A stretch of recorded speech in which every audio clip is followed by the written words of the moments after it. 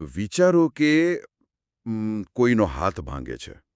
આપણે દવાખાને જઈએ અને એક્સરે કરાવીએ તો બધું કેટલું સ્પષ્ટ દેખાય છે, રાઈટ? હા એક્ઝેક્ટલી. ડૉક્ટર પેલી કાળી ફિલ્મ પર આંગળી મૂકીને સીધું જ કહેશે કે જુઓ અહીં તિરાડ છે. કોઈ શંકા નહીં, કોઈ દ્વિધા નહીં. હાડકું તૂટ્યું છે અને આ તેનો પુરાવો છે. પણ જ્યારે મન ભાંગી પડે છે ત્યારે શું? સાચી વાત છે. મતલબ જ્યારે અંદરથી કોઈ સાવ તૂટી જાય ત્યારે કયું એક્સરે મશીન કામ આવે છે? માનવ મનની આંતરિક પીડા અને આ શોકનું મૂળ શોધવું એ તો કાદવવાળા પાણીમાં તળિયું શોધવા જેટલું જ અઘરું છે. અહીં કોઈ સ્પષ્ટ રિપોર્ટ નથી મળતો. કોઈ જ રિપોર્ટ નથી મળતો. અને સાચું કહું તો આ જ માનવ અસ્તિત્વની સૌથી મોટી કસોટી છે. શારીરિક ઈજાઓનો ઇલાજ શક્ય છે કારણ કે તેનું સ્થાન નિશ્ચિત છે. પણ મનનો શોક એક એવો અદૃશ્ય રોગ છે જે આખા અસ્તિત્વને ઘેરી લે છે. હા, બહારથી કોઈ ઘા દેખાતો નથી, પણ અંદર તો ભયંકર પીડા હોય છે. બરાબર. તો આજની આપણી આ ગહન ચર્ચામાં આપણે આ જ અદૃશ્ય પીડા અને આપણા રોજિંદા સંઘર્ષોના મૂળ સુધી પહોંચવાનો પ્રયાસ કરીશું. અને સૌથી રસપ્રદ વાત એ છે કે આપણી પાસે આના માટે કોઈ આધુનિક સાયકોલોજીનું પુસ્તક નથી. જી બિલકુલ નથી. આપણો સ્ત્રોત હજારો વર્ષ જૂનો છે, પણ તેની સમજણ આજના કોઈ પણ પુસ્તક કરતાં વધુ આધુનિક છે. આપણે વાત કરી રહ્યા છીએ શ્રીમદ ભગવદ્ ગીતા પર શ્રી શંકરાચાર્યના મૂળ સંસ્કૃત ભાષ્યની, જેનો સ્વામી ગંભીરાનંદ દ્વારા અંગ્રેજીમાં બહુ જ સુંદર અનુવાદ કરવામાં આવ્યો છે. હા, ખાસ કરીને આપણે બીજા, ત્રીજા અને ચોથા અધ્યાયના અત્યંત ગહન અંશો પર આજે ફોકસ કરવાના છીએ. આપણો હેતુ એ સમજવાનો છે કે આ દુઃખ અને મોહ ખરેખર ક્યાંથી આવે છે, સાચું કર્મ કોને કહેવાય, અને સવારે ઉઠીને રાત સુધીની આ જે દોડધામ છે એમાં માનસિક શાંતિ કેવી રીતે જાળવી શકાય. અને અહીં એ સ્પષ્ટ કરવું ખૂબ જ જરૂરી છે કે આપણે કોઈ ધાર્મિક પ્રવચન કે પૂજાપાઠની પદ્ધતિઓ વિશે વાત નથી કરી રહ્યા. અરે ના, બિલકુલ નહીં. આ ભાષ્ય માનવ મન, તેની વૃત્તિઓ અને તેની કાર્ય પદ્ધતિનું એક અત્યંત તાર્કિક અને મનોવૈજ્ઞાનિક વિશ્લેષણ છે. શંકરાચાર્ય માત્ર એટલું જ નથી કહેતા કે આમ કરવું જોઈએ, પણ તે શા માટે કરવું જોઈએ તેની પાછળનું આખું વિજ્ઞાન ખોલીને મૂકી દે છે. હા, તો ચાલો સીધા જ કુરુક્ષેત્રના મેદાનમાં જઈએ. અર્જુન બરાબર યુદ્ધની વચ્ચે ઊભો છે અને અચાનક જ તે હથિયાર નીચે મૂકી દે છે. હા, તે અત્યંત શોક અને મોહથી ઘેરાયેલો છે. શંકરાચાર્ય આ પરિસ્થિતિનું બહુ સચોટ વિશ્લેષણ કરતા કહે છે કે અર્જુનનું આ દુઃખ એક જ વિચારમાંથી જન્મે છે, અને તે વિચાર છે કે આ સામે ઊભેલા લોકો મારા છે અને હું આ લોકોનો છું. એક્ઝેક્ટલી. આ મારું અને તારોનો લગાવ જ તેને તોડી નાખે છે. પણ અહીં મને એક પ્રશ્ન થતો હતો. પોતાના લોકો માટે, મતલબ પોતાના પરિવાર માટે દુઃખ થવું એ તો બહુ સામાન્ય અને માનવીય સ્વભાવ છે ને? હા. તો એમાં ખોટું શું છે? શું આપણે સાવ સંવેદનહીન બની જવાનું છે? ના ના, સંવેદનહીન બનવાની વાત જ નથી. શંકરાચાર્ય અર્જુનની સંવેદનાને ખોટી નથી કહેતા, પણ તે સંવેદના જે પાયા પર ઊભી છે તે પાયાને અજ્ઞાનતા અથવા અવિદ્યા કહે છે. અવિદ્યા એટલે કે ખોટી સમજણ. બરાબર. અર્જુનની ભૂલ એ છે કે તે સામે ઊભેલા ભીષ્મ કે દ્રોણને માત્ર તેમના ભૌતિક શરીર પૂરતા જ સીમિત માને છે. મોહ અને શોક ત્યારે જ જન્મે છે જ્યારે માણસ પોતાને અને બીજાને માત્ર આ નાશવંત શરીર સમજી બેસે છે. વાસ્તવમાં જેમના માટે તે શોક કરી રહ્યો છે તે લોકો શોક કરવા યોગ્ય છે જ નહીં. ઓહ, સમજાયું. કારણ કે સ્ત્રોત પ્રમાણે આત્મા શાશ્વત છે. શંકરાચાર્યના ભાષ્યમાં સ્પષ્ટ લખ્યું છે કે શસ્ત્રો આ આત્માને કાપી શકતા નથી, અગ્નિ તેને બાળી શકતો નથી, પાણી તેને પલાળી શકતો નથી અને પવન તેને સૂકવી શકતો નથી. હા, આને સમજવા માટે આપણે એક બહુ જ સરળ ઉદાહરણ લઈ શકીએ. જેમ આપણે જૂના અને ફાટેલા કપડાં કાઢીને નવા કપડાં પહેરી લઈએ છીએ અને એમાં આપણે કોઈ શોક નથી કરતા. બરાબર. તેમજ આત્મા જૂના અને જીર્ણ શરીરને છોડીને નવું શરીર ધારણ કરે છે. સાવ સાચું. બાળપણ, યુવાની અને ઘડપણ એ માત્ર ભૌતિક શરીરની અલગ અલગ અવસ્થાઓ છે. આ ફેરફારો આત્માને જરા પણ સ્પર્શતા નથી. આત્મા આ બધી જ અવસ્થાઓમાં એકદમ નિર્લેપ અને પરિવર્તનહીન રહે છે. અર્જુનની મૂળભૂત ભૂલ એ જ હતી કે તે ભૌતિક શરીરના નાશને આત્માનો નાશ માનીને ડરી રહ્યો હતો. બરાબર છે. પણ જુઓ, જો આપણે આ જ તર્કને આગળ વધારીએ તો એક બહુ મોટો અને વ્યવહારિક પ્રશ્ન ઊભો થાય છે. કયો પ્રશ્ન? જો આત્મા અમર જ છે, કોઈ ખરેખર મરતું જ નથી, અને આ દુનિયા માત્ર કપડાં બદલવા જેવી જ છે તો પછી કોઈ પણ ક્રિયા કે કર્મ કરવાની જરૂર જ શું છે? અચ્છા. સવારે ઉઠીને ઓફિસે શા માટે જવું? અર્જુને આ ભયંકર યુદ્ધ શા માટે કરવું? શું બધું છોડીને પહાડો પર જઈને બેસી જવું વધુ યોગ્ય નથી લાગતું? આ પ્રશ્ન ખરેખર બહુ ઊંડો છે અને શંકરાચાર્ય આનો બહુ જ કડક અને તાર્કિક જવાબ આપે છે. જ્યાં સુધી કોઈ પણ વ્યક્તિ એ સંપૂર્ણ જ્ઞાન નથી પામી લેતો કે તે પોતે જ બ્રહ્મ છે, ત્યાં સુધી તેને ક્રિયાઓ તો કરવી જ પડશે. મતલબ કર્મથી ભાગી ના શકાય. બિલકુલ નહીં. કોઈ પણ વ્યક્તિ એક ક્ષણ માટે પણ કર્મ કર્યા વિના રહી શકતો જ નથી. પ્રકૃતિના 3 ગુણો એટલે કે સત્વ, રજસ અને તમસ માણસ પાસે બળજબરીથી કર્મ કરાવે છે. તમે આંખો બંધ કરીને બેસી જાઓ તો પણ તમારો શ્વાસ ચાલે છે, હૃદય ધડકે છે, એ પણ કર્મ જ છે. ઓહ, એટલે કે કોઈ કે મેં બધું છોડી દીધું છે તો એ ખરેખર શક્ય જ નથી. આ બાબતે સ્ત્રોતમાં શંકરાચાર્યનું વલણ ઘણું કડક દેખાય છે. હા, ખૂબ જ કડક. તેઓ કહે છે કે જે વ્યક્તિ માત્ર શારીરિક રીતે કામ કરવાનું છોડી દે છે, એટલે કે હાથ પગ જોડીને બેસી જાય છે, પરંતુ તેના મનમાં સતત ઇન્દ્રિયોના વિષયોનું જ સ્મરણ ચાલ્યા કરે છે, તેને મિથ્યાચારી અથવા સાદી ભાષામાં કહીએ તો દંભી કહેવામાં આવે છે. અને આ માનવ મનોવિજ્ઞાનની અદ્ભુત સમજ છે. ખરી અકર્મણ્યતા અથવા સાચો ત્યાગ એ બાહ્ય શારીરિક ક્રિયાઓ બંધ કરી દેવામાં નથી. જંગલમાં જઈને બેસી જવાથી કોઈ સંન્યાસી નથી બની જતું, જો તેનું મન હજુ પણ શહેરની સુવિધાઓને યાદ કરતું હોય. વાહ! આજના સમયમાં આનું ઉદાહરણ લેવું હોય તો કોઈ વ્યક્તિ ઓફિસથી રજા લઈને ઘરે આરામ કરવા બેઠો હોય, શારીરિક રીતે તે પથારીમાં જ હોય, પણ તેના હાથમાં ફોન હોય અને તે સતત સોશિયલ મીડિયા પર ડૂમ સ્ક્રોલિંગ કરતો હોય. હા, એક્ઝેક્ટલી. અથવા તો ઓફિસના ઈમેલ્સ વિચારતો હોય. બહારથી તે કોઈ કામ નથી કરી રહ્યો, પણ અંદરથી તો ટ્રાફિક જામ છે. અને આવા લોકો માટે જ ગીતા કર્મયોગનો માર્ગ બતાવે છે.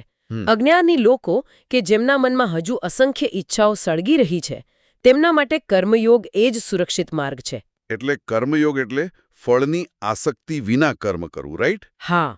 શંકરાચાર્ય સમજાવે છે કે જે વ્યક્તિ ઇન્દ્રિયો દ્વારા કર્મ કરે છે, પરંતુ મનથી ઇન્દ્રિયો પર નિયંત્રણ રાખે છે અને પરિણામ પ્રત્યે અનાસક્ત રહે છે, તે પેલા દંભી વ્યક્તિ કરતાં 1000 ગણો ચડિયાતો છે. પણ એક મિનિટ, ફળની આશા વગર કોઈ કામ કઈ રીતે કરી શકે?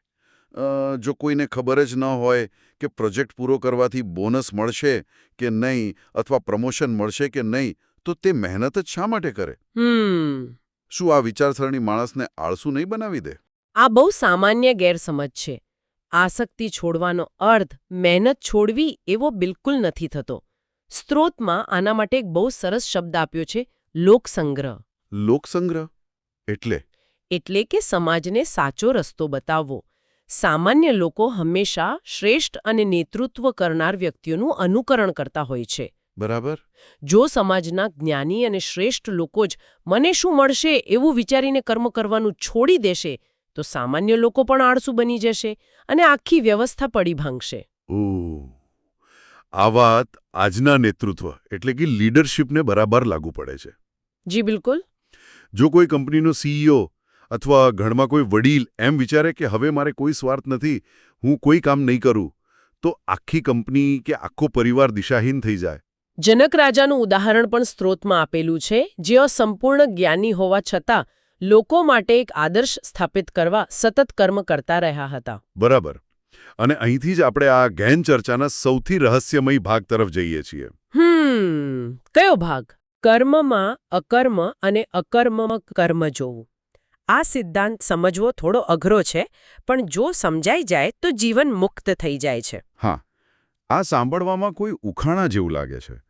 મતલબ કોઈ વ્યક્તિ કર્મ કરતી વખતે કંઈ ન કરી રહ્યો હોય એવું કઈ રીતે બની શકે? હા, લાગે ખરું. આને સમજવા માટે મને સ્ત્રોત પરથી એક આધુનિક ઉદાહરણ યાદ આવતું હતું. માની લો કે આપણે કોઈ બુલેટ ટ્રેનમાં બેઠા છીએ. ટ્રેન 350 કિલોમીટર પ્રતિ કલાકની અત્યંત તેજ ઝડપે દોડી રહી છે, પણ અંદર બેઠેલા આપણને એવું લાગે છે કે આપણે તો સાવ સ્થિર છીએ. વાહ, બહુ સરસ ઉદાહરણ છે. આપણે આરામથી કોફી પી શકીએ છીએ અને એક ટીપું પણ છલકાતું નથી. બહાર નજર કરીએ ત્યારે જ ખબર પડે છે કે વૃક્ષો અને મકાનો કેટલી ઝડપથી પાછળ જઈ રહ્યા છે. આ રૂપક બિલકુલ સચોટ છે. અજ્ઞાનતાને કારણે આપણે એવું માની લઈએ છીએ કે આત્મા કર્મ કરી રહ્યો છે, જ્યારે વાસ્તવમાં આત્મા એ ટ્રેનમાં બેઠેલા પ્રવાસી જેવો છે, એટલે કે સંપૂર્ણ સ્થિર. બરાબર. જ્યારે કોઈ વ્યક્તિને એ જ્ઞાન થઈ જાય છે કે હું કરતા નથી, ત્યારે તેનો અહંકાર ઓગળી જાય છે. તે ભલે બહારથી યુદ્ધ લડતો હોય કે કોઈ મોટો બિઝનેસ ચલાવતો હોય, પણ અંદરથી તે સંપૂર્ણ સ્થિર હોય છે. સ્ત્રોત આને જ્ઞાનરૂપી અગ્નિ કહે છે, જેમાં બધા જ કર્મો બળીને ભસ્મ થઈ જાય છે. જ્યારે કર્તાને એવું સમજાય છે કે અર્પણ કરવાનું સાધન બ્રહ્મ છે, અર્પણ કરાયેલી વસ્તુ બ્રહ્મ છે, અગ્નિ પણ બ્રહ્મ છે અને પોતે પણ બ્રહ્મ છે, ત્યારે તેનું દરેક સામાન્ય કર્મ એક પવિત્ર જ્ઞાન યજ્ઞ બની જાય છે.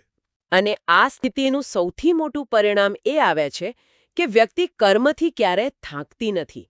તેની ક્રિયાઓ તેને બાંધતી નથી.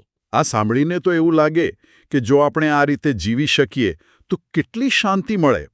12થી 14 કલાક કામ કરતા હોઈએ, પણ અંદરથી કોઈ શાંત સરોવર જેવા હોઈએ. કોઈ માનસિક થાક જ નહીં, બરાબર ને? હા, બિલકુલ. પણ વાસ્તવિકતામાં પાછા આવીએ તો આપણે બધા આ આદર્શ સ્થિતિ વિશે જાણીએ છીએ. આપણને ખબર છે કે જંક ફૂડ ન ખાવું જોઈએ, ગુસ્સો ન કરવો જોઈએ, છતાં આપણે વારંવાર એ જ ભૂલો શા માટે કરીએ છીએ? અર્જુન આ જ સવાલ પૂછે છે કે એવું તે કયું બળ છે જે માણસ પાસે બળજબરીથી, જાણે કોઈ રાજા પોતાના ગુલામ પાસે કામ કરાવતો હોય તેમ ખોટા કામ કરાવે છે? અર્જુનનો આ સવાલ સીધો આપણા સૌથી મોટા અને કાયમી શત્રુ તરફ આંગળી ચીંધે છે. શંકરાચાર્ય સ્પષ્ટ કરે છે કે તે શત્રુ છે કામ, એટલે કે ઈચ્છા, અને બીજો છે ક્રોધ. ઓહ, ઈચ્છા અને ક્રોધ? હા, આ બંને રજોગુણમાંથી જન્મે છે. જ્યારે ઈચ્છા પૂરી નથી થતી અથવા તેમાં કોઈ અડચણ આવે છે, ત્યારે તે ક્રોધનું સ્વરૂપ ધારણ કરી લે છે. સ્ત્રોત આ ઈચ્છાને અસંતોષી અગ્નિ કહે છે. આજના જમાનામાં આ અસંતોષી અગ્નિ એટલે આપણું સોશિયલ મીડિયા અથવા શોપિંગની આદત જેવું છે ને? હા, એક્ઝેક્ટલી એવું જ. આપણે એક નવો ફોન લઈએ, થોડા દિવસ બહુ મજા આવે, એવું લાગે કે હવે કોઈ વસ્તુની જરૂર નથી. પણ મહિનો જાય ત્યાં કોઈ નવું મોડેલ આવે અને પાછી નવી ઈચ્છા જાગે. અગ્નિમાં ઘી નાખવા જેવું જ છે, તે ક્યારેય ધરાતો નથી. બિલકુલ. અને આ ઈચ્છાની સૌથી ખતરનાક બાબત એ છે કે તે આપણા વિવેક અને જ્ઞાનને સંપૂર્ણપણે ઢાંકી દે છે. સ્ત્રોતમાં આ જ્ઞાન કેવી રીતે ઢંકાઈ જાય છે તે સમજાવવા માટે 3 બહુ જ સુંદર રૂપકો આપ્યા છે. કયા 3 રૂપકો? ધુમાડો અગ્નિને ઢાંકે છે, ધૂળ અરીસાને ઢાંકે છે અને ગર્ભાશય ભ્રૂણને ઢાંકે છે. ઓકે, ચલો આને બરાબર સમજીએ. ધુમાડો, ધૂળ અને ગર્ભાશય, આ ત્રણેયનો રોજિંદા જીવનમાં શું અર્થ થાય? આ ત્રણે અલગ અલગ સ્તરની વાત છે? હા, આ ત્રણે અજ્ઞાનતાની ઘનતા એટલે કે તેની તીવ્રતાના સ્તર બતાવે છે. ઓકે. સૌથી પહેલું છે ધુમાડો, જે અગ્નિને ઢાંકે છે. આ સત્વગુણી લોકો માટે છે. ધુમાડો ઢાંકે છે ખરો, પણ પવનની એક નાની લેરખી આવે અને તે દૂર થઈ જાય છે. એટલે કે કોઈ બહુ સમજદાર વ્યક્તિ હોય, તેને ક્ષણિક કોઈ ખરાબ વિચાર કે ઈચ્છા આવે, પણ તરત જ તેને પોતાની ભૂલ સમજાઈ જાય અને તે પાછો જ્ઞાનના માર્ગે આવી જાય. રાઈટ? બરાબર. ઓકે, એટલે એ બહુ હળવું આવરણ છે. અને પેલું ધૂળવાળું શું હતું? ધૂળ અરીસાને ઢાંકે છે. આ રજોગુણી લોકોની ઈચ્છાઓ છે. હા. અરીસા પર લાગેલી ધૂળ પવનથી સાફ નથી થતી. તેના માટે તમારે કપડું લઈને સક્રિય પ્રયત્ન કરવો પડે છે, ઘસવું પડે છે. હા, સાફ કરવું પડે. આ એવા લોકો છે જેમનામાં ગુસ્સો, લોભ કે ઈર્ષા ઊંડા ઉતરી ગયા છે. તેમને આ શત્રુઓથી છુટકારો મેળવવા માટે રોજ સભાનપણે મહેનત કરવી પડે છે. સારા વિચારો કેળવવા પડે છે. અને ત્રીજું, સૌથી ખતરનાક, ગર્ભાશય જે ભ્રૂણને ઢાકે છે. હા, આ તમોગુણી અજ્ઞાનતા છે. ગર્ભાશયમાં રહેલું ભ્રૂણ સંપૂર્ણ અંધકારમાં હોય છે. તે બહારથી બિલકુલ દેખાતું નથી અને તેની આસપાસ એક મજબૂત પડ હોય છે. બાપરે. તેને બહાર આવવા માટે ચોક્કસ સમય અને એક પીડાદાયક પ્રક્રિયામાંથી પસાર થવું જ પડે છે. આ એવા લોકો છે જે સંપૂર્ણપણે અજ્ઞાનતા કે કોઈ ગંભીર વ્યસનમાં ડૂબેલા છે, જેમને સાચા કે ખોટાનો કોઈ ભેદ જ નથી રહ્યો.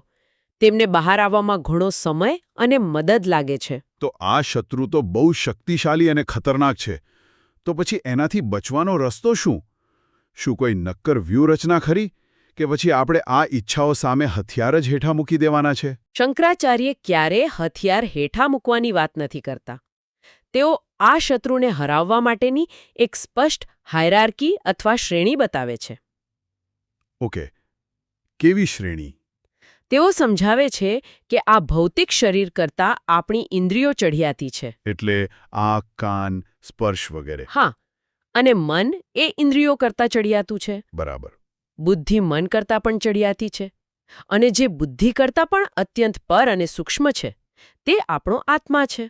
એટલે કે આ શત્રુ, આ કામ અથવા ઈચ્છા એ ક્યાંય બહાર આકાશમાંથી નથી આવતો, પણ આપણી ઇન્દ્રિયો, મન અને બુદ્ધિમાં જ અડ્ડો જમાવીને બેઠો છે. સાચી વાત છે. અને તેથી જ આ શત્રુને હરાવવા માટે સૌથી પહેલા પાયા પર પ્રહાર કરવો પડે. એટલે કે ઇન્દ્રિયો પર. બિલકુલ. એટલે કે ઇન્દ્રિયો પર નિયંત્રણ મેળવવું. જ્યારે પણ કોઈ ખોટી ઈચ્છા જાગે ત્યારે મન તેના માટે બહાના શોધે અને બુદ્ધિ તેને વ્યાજબી ઠેરવે એ પહેલાં જ શારીરિક સ્તરે ઇન્દ્રિયોને રોકી લેવી. વાહ! જો શરૂઆતમાં જ ઇન્દ્રિયોને કાબૂમાં લઈ લેવામાં આવે તો આ જ્ઞાન અને વિવેકનો નાશ કરનાર શત્રુને ત્યાં જ ખતમ કરી શકાય છે. હા, આ ખરેખર એકદમ વ્યવહારિક રસ્તો છે. બહારથી અંદર તરફ જવાની આખી એક યાત્રા છે. જી. તો અત્યાર સુધી આપણે આ ગહન સ્ત્રોતમાંથી જે સમજ્યા તેનો નિચોડ કાઢીએ તો પહેલી વાત, આપણા શોક અને દુઃખનો પાયો આપણી પોતાની અજ્ઞાનતા અને મારું તારુંની ભાવના છે. બરાબર. બીજી વાત, જિંદગીની જવાબદારીઓમાંથી કે કર્મમાંથી ભાગી જવું કોઈના માટે શક્ય નથી, પણ કર્મ કરતી વખતે તેના ફળ પ્રત્યેનો સ્વાર્થ છોડી દેવો ચોક્કસ શક્ય છે. હા. અને ત્રીજી વાત, આપણી અંદર રહેલી અમર્યાદિત અને અસંતોષી ઈચ્છાઓ જ આપણી સાચી શત્રુ છે, જેને પાયાના સ્તરે ઇન્દ્રિયો પર કાબૂ મેળવીને હરાવી શકાય છે. એકદમ સચોટ સારાંશ છે. અને જો આપણે આ પ્રાચીન જ્ઞાનને આજના આધુનિક સમય સાથે જોડીએ તો તે કોઈપણ મેનેજમેન્ટની થિયરી કરતાં પણ વધુ અસરકારક લાગે છે. એ કેવી રીતે? આજે લોકો સતત માનસિક થાક અથવા બર્નઆઉટનો શિકાર બની રહ્યા છે. આ બર્નઆઉટ કામ કરવાથી નથી આવતો, પણ આ કામ કરવાથી મને શું મળશે એ સતત ચિંતા કરવાથી આવે છે. તો આપણે માત્ર પ્રક્રિયા પર ધ્યાન કેન્દ્રિત કરીએ અને પરિણામની ચિંતા મનમાંથી કાઢી નાખીએ તો આપણી અડધાથી વધુ માનસિક બીમારીઓ અને થાક કાયમ માટે ગાયબ થઈ જાય. જ્યારે ફળની આસક્તિ છૂટી જાય છે ત્યારે કામ કરવાની આપણી ક્ષમતા અને એકાગ્રતા અનેક ગણી વધી જાય છે, કારણ કે આપણી ઊર્જા હવે ભવિષ્યની ચિંતા કરવામાં વેડફાતી નથી. તો આ અદ્ભુત ચર્ચાના અંતે એક બહુ જ ઊંડો અને વિચારવા જેવો પ્રશ્ન મનમાં ઊભો થાય છે. કયો પ્રશ્ન? જો ખરેખર આપણી અંદર રહેલો આત્મા કોઈ જ કર્મ કરતો નથી, તે માત્ર એક સ્થિર સાક્ષી જ છે, પેલા ટ્રેનમાં બેઠેલા શાંત પ્રવાસી જેવો, તો પછી આપણે આખું જીવન જે નાની મોટી ઈચ્છાઓ, નવી કાર, મોટું ઘર, પ્રમોશન કે અમુક પ્રકારની લાઇફસ્ટાઇલ પાછળ આંધળી દોડ મૂકીએ છીએ, તે વાસ્તવમાં કોની ઈચ્છાઓ છે? ઓ વાહ! શું આપણે આખું જીવન એવી વસ્તુઓને સંતોષવા માટે મથી રહ્યા છીએ જે આપણો એટલે કે આપણા આત્માનો અસલી ભાગ છે જ નહીં? શું આપણે કોઈ પારકાની લાલસાનો બોજ ઉઠાવીને આખી જિંદગી દોડી રહ્યા છીએ? આ એક એવો પ્રશ્ન છે જે કોઈ પણ વ્યક્તિની ઊંઘ ઉડાડી શકે છે, અને જો તેનો સાચો ઉત્તર મળી જાય તો જીવનની દિશા કાયમ માટે બદલી શકે છે. સાચી વાત છે. તો આ જ ઉત્તેજક વિચાર સાથે આજની આ ગહન ચર્ચા આપણે અહીં જ વિરામ આપીએ છીએ. આ સવાલ પર થોડું મનન ચોક્કસ કરજો. સમય આપવા બદલ ખૂબ ખૂબ આભાર. આભાર. શ્રોતાઓને પણ મજા આવી હશે એની આશા રાખું છું.